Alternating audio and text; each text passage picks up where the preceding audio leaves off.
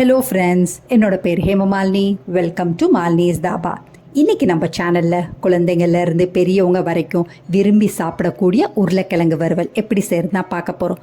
பொதுவாகவே நம்ம வீடுகளில் உருளைக்கிழங்கு வறுவல் செய்வோம். ஆனால் இன்றைக்கி நம்ம பார்க்க போகிறது கல்யாண வீட்டு ஸ்பெஷல் உருளைக்கிழங்கு வறுவல். ரொம்ப சிம்பிள் அண்ட் ஈஸியாக செஞ்சிடலாம். வீடியோவுக்கு போகிறதுக்கு முதல்ல இது வரைக்கும் நம்ம சேனலை சப்ஸ்கிரைப் பண்ணாமல் இருந்தால் மறக்காமல் சப்ஸ்கிரைப் பண்ணி வச்சுட்டு பக்கத்தில் இருக்க பெல் பட்டனையும் ப்ரெஸ் பண்ணி வச்சுக்கோங்க. அப்போ தான் நான் போடுற வீடியோஸ் உங்களுக்கு நோட்டிஃபிகேஷன் வரும். வாங்க டிலே பண்ணாமல் வீடியோவுக்கு போகலாம். கல்யாண வீட்டு ஸ்பெஷல் உருளைக்கிழங்கு வறுவல் செய்கிறதுக்கு இன்றைக்கி நான் இரும்பு கடாய் அடுப்பில் வச்சுருக்கேன். இதில் 4லேருந்து 5 டேபிள் ஸ்பூன் அளவுக்கு எண்ணெய் சேர்த்துக்கோங்க. எண்ணெய் நல்லா சூடானோன்னு 1 டீஸ்பூன் கடுகு, 3/4 டீஸ்பூன் சீரகம் இதெல்லாம் நல்லா பொரிஞ்ச உடனே 2 மீடியம் சைஸ் வெங்காயத்தை பொடியாக நறுக்கி வச்சுருக்கேன். அதோட 4 பச்சை மிளகாவை நல்லா உடச்சி போட்டு வச்சுருக்கேன். அதை சேர்த்துக்கலாம். அதையும் சேர்த்து 2 நிமிஷம் கைவிடாமல் நல்லா வதக்கி விட்டுக்கோங்க. இதில் 2 கொத்து கருவேப்பிலையும் சேர்த்து நல்லா வதக்கி விட்டுக்கோங்க. 2 நிமிஷம் நல்லா வதங்கினோன்னே இதில் 1 டேபிள் ஸ்பூன் அளவுக்கு இஞ்சி வெள்ளை பூண்டை நல்லா தட்டி போட்டு வச்சுருக்கேன்.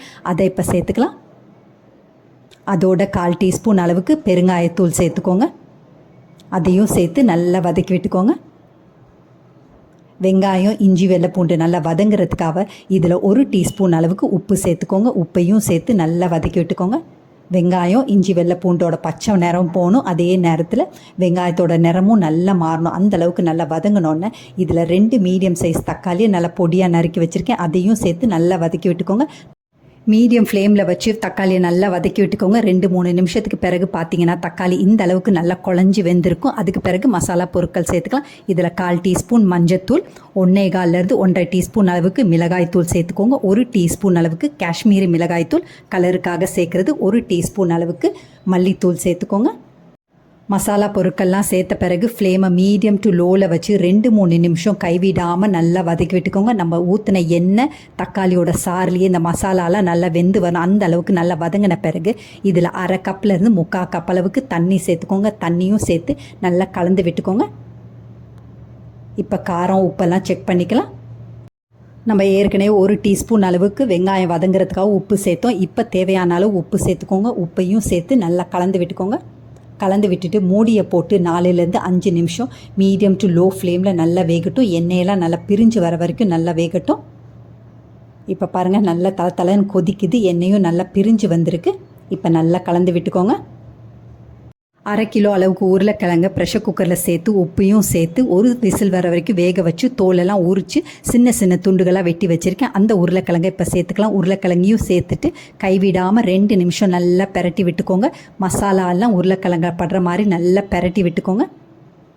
இந்த அளவுக்கு பெரட்டி விட்ட பிறகு 3/4 டீஸ்பூன்லேருந்து 1 டீஸ்பூன் அளவுக்கு கரம் மசாலா தூள் சேர்த்துக்கோங்க. கரம் மசாலா தூளையும் சேர்த்துட்டு நல்லா கலந்து விட்டது. அப்படியே 2-3 நிமிஷம் லோ ஃப்ளேமில் நல்லா வேகட்டும். நல்லா கலந்து விட்டுக்கோங்க. 2-3 நிமிஷத்துக்கு பிறகு பார்த்தீங்கன்னா கல்யாண வீட்டு ஸ்டைலில் உருளைக்கிழங்கு வறுவல் ரெடி ஆகிடுச்சு. இதில் கை நிறைய பொடியாக நறுக்கின ஃப்ரெஷ்ஷான கொத்தமல்லியும் தூவி மறுபடியும் நல்லா கலந்து விட்டுட்டு அடுப்பு ஆஃப் பண்ணிடலாம். ரொம்ப சிம்பிள் அண்ட் ஈஸியாக ரெடி பண்ணிட்டோம். இது தயிர் சாதம், ரசம் சாதம், சாம்பார் சாதத்தோட ரொம்ப பிரமாதமாக இருக்கும். நல்லா சுட சுட சாதத்தில் சாம்பாரை நல்லா ஊற்றி உருளைக்கிழங்கு வறுவலை பக்கத்தில் வச்சு சாப்பிட்டு பாருங்கள். ரொம்ப பிரமாதமாக இருக்கும். இதே மாதிரி அளவுகளோட நீங்களும் இந்த கல்யாண வீட்டு ஸ்பெஷல் உருளைக்கிழங்கு வறுவலை செஞ்சு பார்த்துட்டு எப்படி இருக்குன்னு கமெண்ட் பண்ணுங்கள். பிடிச்சிருந்தா இந்த ரெசிபியை உங்கள் ஃபேமிலி ஃப்ரெண்ட்ஸோட ஷேர் பண்ணுங்கள், லைக் பண்ணுங்கள், சேவ் பண்ணி வச்சுக்கோங்க. இந்த மாதிரி கல்யாண வீட்டு ஸ்பெஷல் ரெசிபிஸ் வேணும்னாலும் மறக்காமல் நம்ம சேனலை சப்ஸ்கிரைப் பண்ணி வச்சுக்கோங்க. தேங்க்ஸ் ஃபார் வாட்சிங் ஃப்ரெண்ட்ஸ்.